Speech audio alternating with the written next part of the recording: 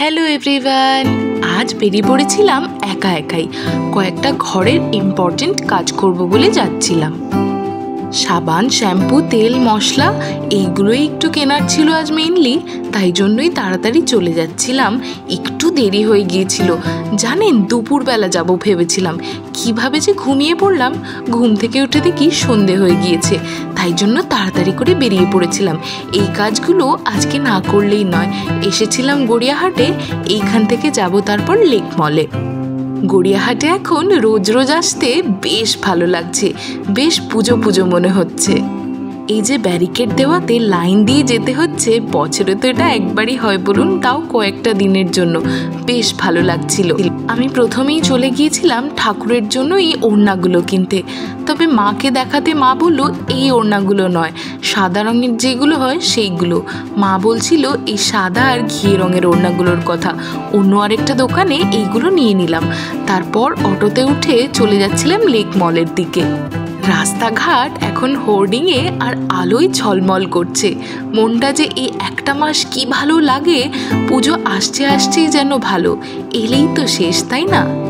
Lake মলেও কি ভিড় কি ভিড়, তবে এই ভিড়টা আমি বেশ এনজয় করছিলাম, ভীষণ ভালো লাগছিল। দেখছেন চারিদিকে পুজো পুজো আর পুজো।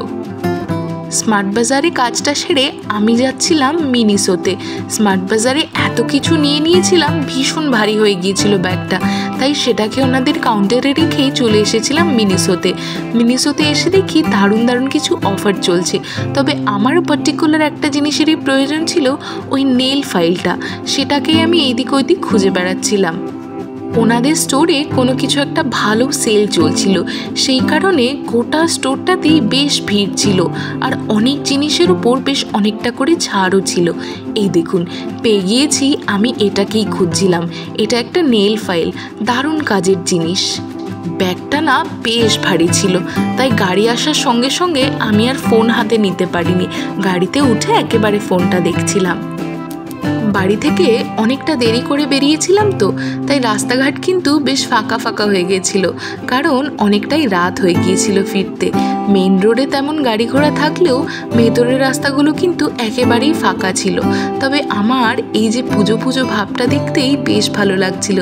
এইসব দেখতে দেখতে আমি চলে যাচ্ছিলাম বাড়ির দিকে। দেখছেন কি ফাঁকা রাস্তাগুলো।